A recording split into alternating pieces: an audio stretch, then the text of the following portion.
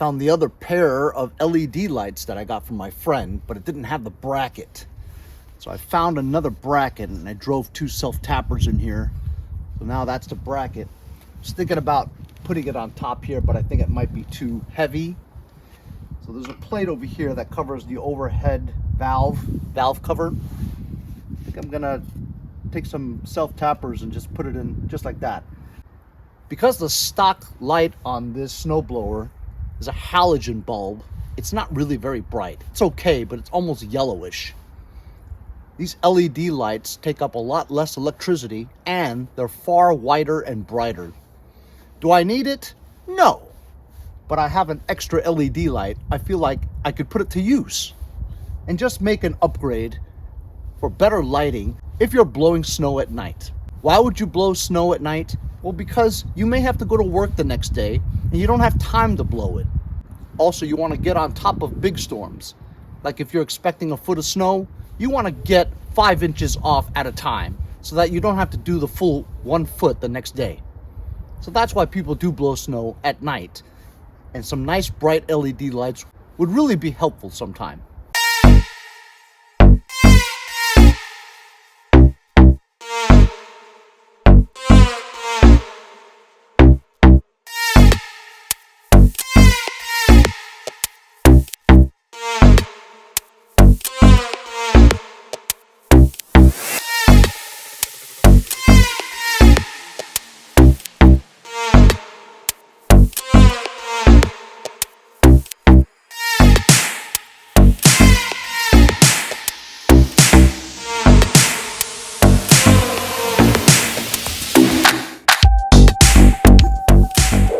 All right, as you guys saw, wired everything. Got that light on this plate. It can be removable. It's only a plate. That's a platform that holds this bracket, that holds this mechanism to allow this to pivot and turn. And it can be removed at any time. Put some coping around it. Took it back here, and I basically just tapped right into the original halogen bulb. No splicing, just tapped into it, that's it. So that's great. I got an LED light now. That's a great upgrade. So unlike lawn tractors, where lawn tractors have headlights, that's just a gimmick. Nobody really mows their lawn at night. Maybe some of you do, but the majority of normal people just mow their lawns during the day. However, Mother Nature doesn't wait for it's convenient to throw a snowstorm at you. It'll come anytime. Sometimes it's overnight, at night, and you got to get out and go to work, so you want to try to clear as much snow as possible. So many a times you do blow snow at night. So unlike riding mowers with a light, that's a gimmick. This is not a gimmick. Having a light on your snowblower, sometimes it's very important. That's a great upgrade.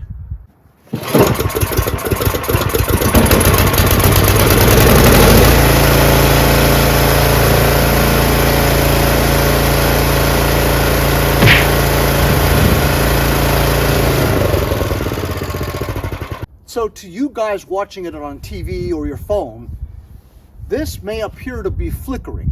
However, in real life, it's not flickering. It's because of cameras with their shutter speed. It doesn't catch up to the amount of, I don't know how it works, but it's not flashing in real life. It's only flashing on video. Now here's another upgrade I want to talk about. We're going to talk about skid shoes, or skids. These metal things on the sides of your bucket, whereas you have to adjust it so that it's almost corresponding to the height of your scraper bar. Because while you're pushing your snowblower or self-propulsion, the scraper bar needs to be just the exact height so that it barely touches your asphalt. If you have a flat asphalt, as I do, I want to scrape up as much snow as possible. So usually a good measurement is you take 2 quarters and you put them on the ground, right in between the asphalt and your scraper bar. And then wherever this falls, the bottom of your skid shoes should touch the asphalt too. And then you tighten the screws. That way it leaves about 1/8 of an inch to 1/4 of an inch of space, so that the scraper bar just barely scrapes the asphalt and into your bucket and blows away. so that sometimes when you're blowing snow, you'll see the asphalt. Now sometimes you'll blow your snow, and yes, you're blowing the snow. However, there's still a thin layer of snow on the ground. That means your scraper bar is not low enough. There are other people that have gravel driveways, whereas you need to raise your height of your scraper bar so that you don't get rocks and gravel inside your bucket. In that case, you'd have to lower your skid shoes to almost an inch, depending on how big your gravel is. But for my purposes, I want to get a nice clean scrape of my driveway so that no snow is left after I go over it. Over the years, my skid shoes, like these, have slowly worn down because you're scraping these shoes all the time. Now they're adjusted pretty perfectly, so I get a nice clean scrape of my driveway. There's almost no snow there when I go over it. Some of you guys may have like a half an inch of snow still left over after you go over it. But that's your preference. You may still have to go over it with your shovel. But over the years, this has worn out. This is really thin. You could actually bend it because the snowshoes are all worn out. So these need to be replaced. But as you can see, they're unidirectional. So you could actually take these bolts off and flip it the other direction, because on the top, you have good material there, like a 1/4 inch of metal, and they're new, never been scraped. So I could actually just flip this upside down and use this top part for the bottom. As you can see, the bottom one is paper thin now. So we could probably still use these. However, you can replace your shoes with polymer type shoes, such as this, made out of polymer material. As you can see, these skid shoes are really long, made for bigger buckets, like my 30-inch Craftsman. Which, by the way, I also upgraded the lighting system by adding this onto the bucket, because the original is also halogen, not LED. I like these polymers because it glides really smoothly on the snow, because it's like plastic. And the scraper bar is at the right level for the ground. However, I'd like to upgrade the skid shoes on my errands. And my new friends over at ArmorSkids sent me 3 sets for me to try. This new idea, which you've probably seen before because they're very popular, they're shaped like skis. Sometimes when you're blowing snow and you've got like an apron on your driveway where it's made from Belgian block or pavers, and sometimes you're pushing along and you get caught on the lip of one of the pavers and you stop abruptly. You're not going to have problems like that when you have this design, as the lip will skid right over it like skis. As you can see, they've been routed with different passageways here, so they should be able to accommodate every little measurement between the 2 bolts on your bucket. As you can see the amount of material on the bottom, these would last a very long time. They also have a Pro Series for commercial use, which is what they sent me here. These are super heavy. As you can see, they're more than double the amount of material here on these skids. They're extra long too. That's what she said. I'm going to put these on the errands. Now with the errands, depending on your model, the bucket is shaped differently. So if you get them for your errands, make sure that you get the ones with the shims on the side, so you can add some more material here to accommodate for a groove that might go inwards. Let's install these. So it's really easy to remove the old ones. Looks like 1/2 inch or 9/16 bolts. I'll figure out when I get. You just loosen them off the carriage bolt. The other side is just flat. Remove these and make sure you can measure beforehand how low your skid shoes go that correspond to your scraper bar. Just feeling it, it's like a 1/4 inch from the bucket to the ground. Let's remove these now. So my bolts are 9/16. I tried half. your hand on the flat part as you loosen these.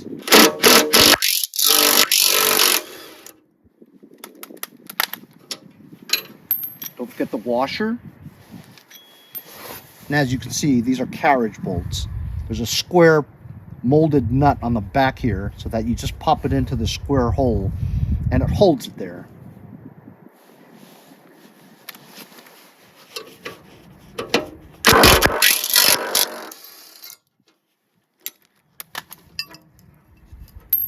That's it.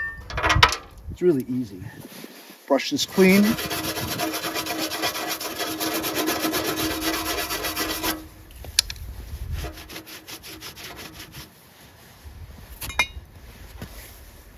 I believe this is unidirectional. It doesn't matter which direction it goes. So look at the difference in meat.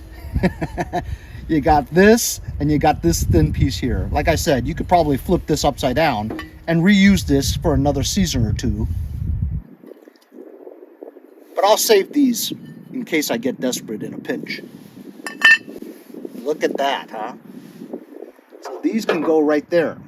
And what I was talking about was because the Aaron's, you have this lip that comes out, which protrude outwards. It needs to be flat and flush on the side of the bucket.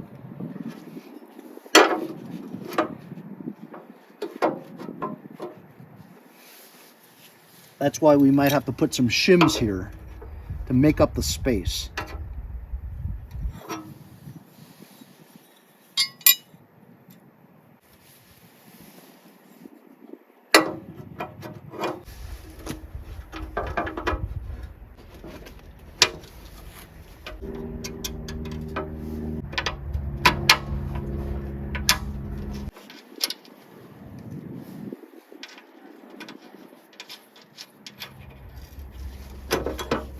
There, now it's nice and flush with that extra spacer in there.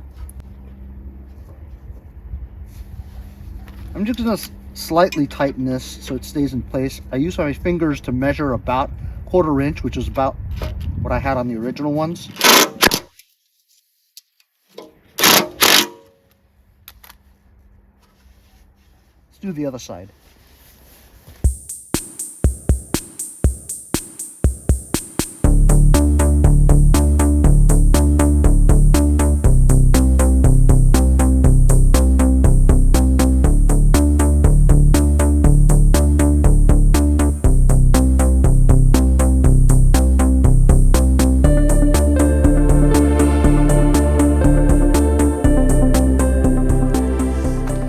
Right, I basically put them on just eyeballing it, really. You'd have to probably wait until a snowstorm to come and for you to just try it. But I made sure that these were horizontal, exactly hitting the ground. You don't have any gaps in between this part here and your asphalt. My asphalt driveway is not exactly, true flat, so there are some bumps and grooves. But if you just look at the measurement here, as long as this part is not scraping on the ground and you've got your shoes protected, you can see that the scraper bar is just slightly above this area here, which is what I want. You don't really want this to scrape too hard. It could touch, but not really that much. So there's a little space between the scraper bar and the skid shoes. That's exactly what I want. I want a nice, clean scrape. And it's about the same there too. But you do want to make sure that the bottom of this skid here is exactly flush on the asphalt. So I've tightened them up. These are good to go. There we go. See how it slides nice and smoothly right over that ice there? Like skis. No more abrupt stops on the lips of your pavement or your pavers. It glides right over it. Thanks, man. The new carburetor? Big time, right? Big time, man. Awesome. So when you were talking... Appreciate you. Thanks, man.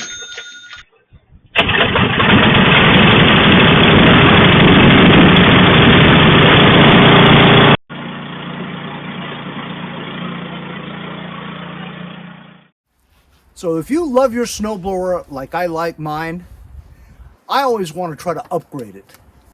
Replacing my old worn stock factory skid shoes for the new ArmorSkid ones, like a ski. These are going to prevent abrupt stops when your bucket gets caught on the lip of your pavers or a curb or anything like that. Glides right over things, and it's a brand new material on the bottom, not paper thin like the old ones. You have to go and check your skid shoes. Most people don't really care about them too much, but after you use it and you neglect it, your scraper bar is gonna be done, ski! And then you'd have to replace your scraper bar. And you've probably worn out all the carriage bolts on the bottom of your scraper bar because you've neglected it all this time. If you guys would like to try out ArmorSkids, I'll leave a link in the description. They have all kinds of different sizes, perfect for your snowblower. With my Aaron's, because of the groove on the bucket, it required a couple of shims. I only used 2, but they gave me 4. So I feel great about my upgrades. Brand new LED light to improve the visibility if you're blowing snow at night, which with snow, it's a possibility you need to do that. And replace my skid shoes. Always maintain your snowblower so it's ready to go when the storm hits. Hope you guys enjoyed the video. Remember to like, share, and subscribe so I can continue to bring you snowblower content like this one. Have a great day. We'll see you guys next time on Mowers and Blowers.